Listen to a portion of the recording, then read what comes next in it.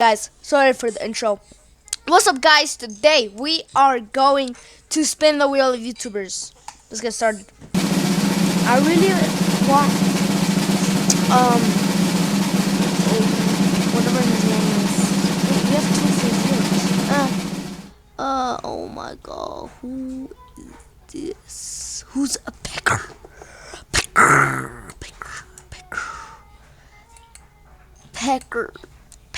Pecker your mom nuts. Pecker your mom's nuts. Pecker, let's go with this. Pecker's pecker.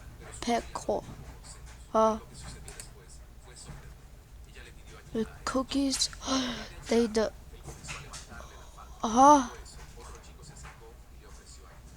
cookie. Wait, what? Wait a minute. Wait. We just need. Wait, guys. Oh my god, what? Part of do not sell my data. We have a winner, Pecker your mom nuts. I just erased all of this. I don't even know how it happens. Come on, only Pecker. We only want Pecker. Enter. Let's go. Who is this? Who's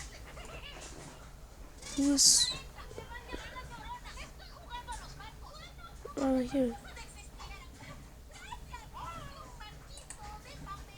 Who is this?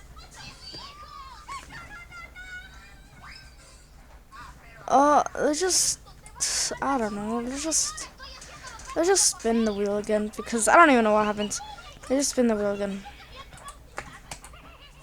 Let's go spin the wheel again. I don't know what that is, and I'm gonna unsubscribe. Please, somebody good. Baldy fake post? Who is this? Brad. What do you see? Brad's brick post. Brad. What? I don't know who the people are, and I'm not even subscribed to them, but I don't even know. Paste. I don't know who that is. Who is this? Oh, it's this dude. Let's do this 9-1. Godzilla versus Lego City. You know who's gonna win? Godzilla. Come on. Let's just watch. Come on, you know who's gonna win. Come on. Okay. This May save during decor days only at HomeDepot.com. Shop online and save on furniture. Everyone around Lego City was happy, going about their day-to-day activities until... Godzilla. When I made the first city video, all I built was Godzilla's foot, which looks pretty cool and has bendable claws on it. However, I realized Godzilla at this scale would be absolutely insane, and that I wouldn't have enough pieces, so I started over. So I hopped on YouTube and found this amazing custom model from the channel The Bricks Hub, and it even had instructions to build it. So I gathered up my pieces and got to work.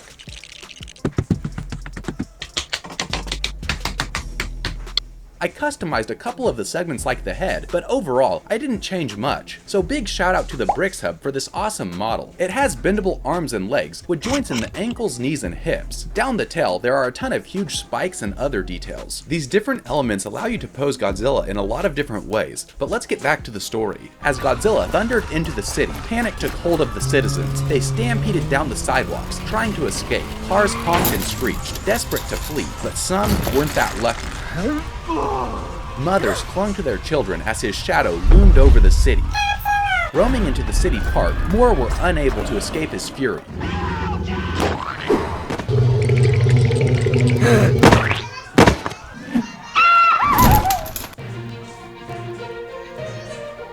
Breaking news this evening from our live emergency coverage team. A reptilian beast is destroying Lego City. Block Baxter is live on the scene.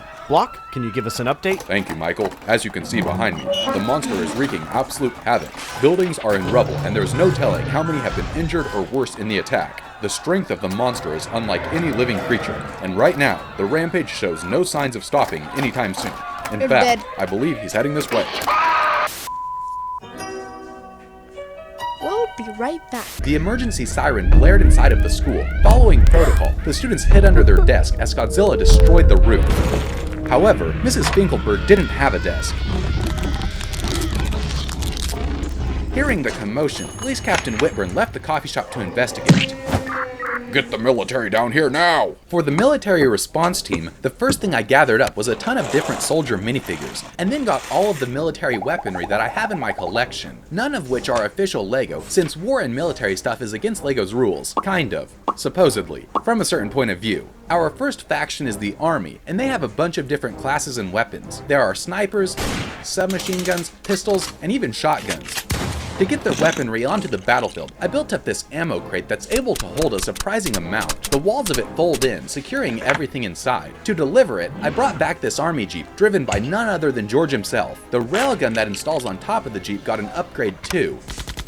To pull the ammo crate, I built this trailer that attaches to the jeep with a ball joint. Arriving on the battlefield, the soldiers grabbed their weapons and laid into Godzilla.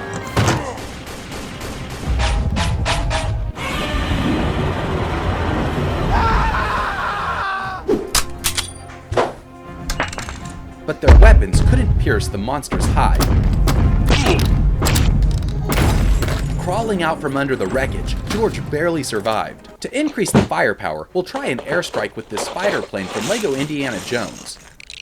The set comes with some cool stickers, as well as some interesting parts, like this stud on a bent bar for the engines, and this piece that is usually a boat oar that is used for the plane's propellers. It also has built-in guns. First try. The final product looks really good and is different compared to regular LEGO City planes. Plus, it comes with Indiana Jones.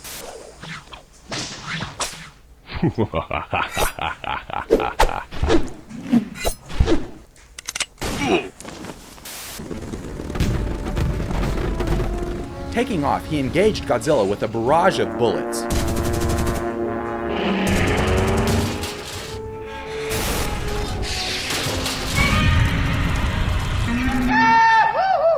With the plane ripped in half, we'll need something sturdier. And what's sturdier than a tank? I started by collecting a bunch of tread pieces that I wrapped around these gears, allowing it to move. Then I built up the outside of the tank to give it an armored plated look. For the turret on top of it, I used round pieces, as well as this hinge piece that allows it to aim up and down. It has a full interior for 2 minifigures. They use these goggles to see what's going on outside. One of them is the driver, and the other is the gunner. Target acquired. Approach initiated.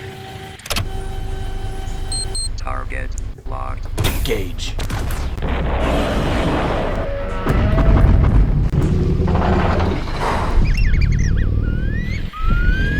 With the loss of troops and vehicles, the military decided to send in the Black Ops Squad, the most highly trained faction of the entire army. To start their reconnaissance mission, they established a water team to infiltrate the battlefield through the LEGO City Lake.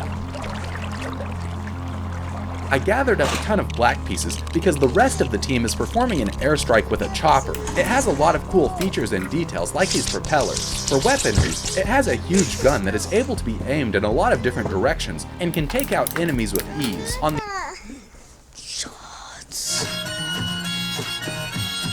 Do it all with ad-free listening, song downloads, and more.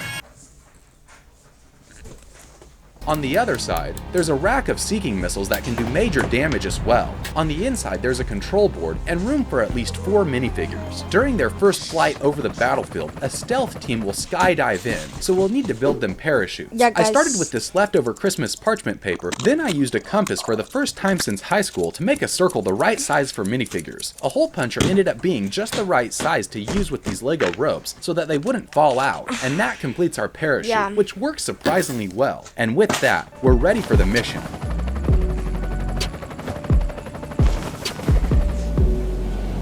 Landing on the local diner across the city, they were able to pinpoint some of his weak spots.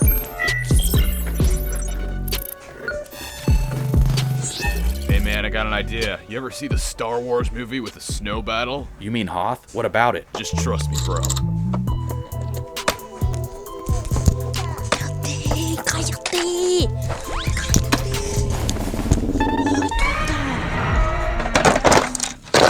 Even though Godzilla had fallen over, he wasn't out of the fight yet. Waiting for just the right moment, Godzilla swung. After all the fighting, Godzilla was hungry, so he decided to get something to eat. Sir, our ice cream machine is actually out of order right now. Is there anything else I can get you?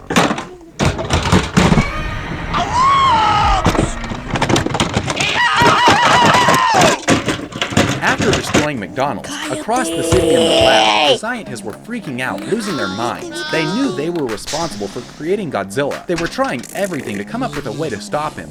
They even Googled it.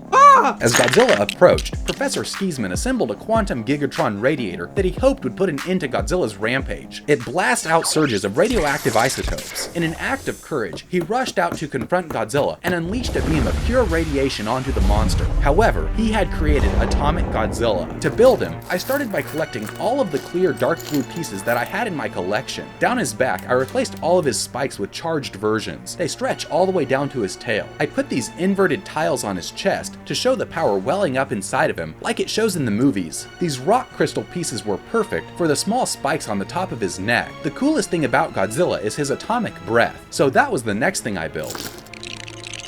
To attach it, I used a lightsaber that snaps in between Godzilla's teeth. In the comments, tell me if you like regular or Atomic Godzilla more. Surging with power, Godzilla unleashed his atomic breath on the science lab. He lurched forward, shaking the building and kicking through its walls. He destroyed everything and everyone inside. With the scientists gone, there was no one left to stop Godzilla. Back in the city, he unleashed his fury.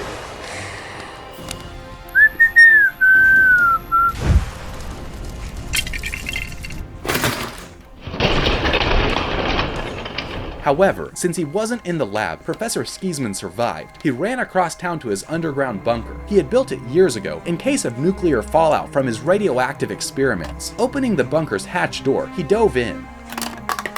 Using boxes of scraps, he started a new invention. Since it was an emergency, he used his assistant for parts. Assembling everything together, he completed his new weapon. Climbing back out, he ran up and blasted Godzilla. He had created a nuclear shrink ray. With Godzilla vanquished, the citizens of Lego City could once again live in peace as they began the rebuilding process that would put their lives back together. Thanks for watching, everyone. This video made me feel like Andy from Toy. Okay guys, thank you guys for watching.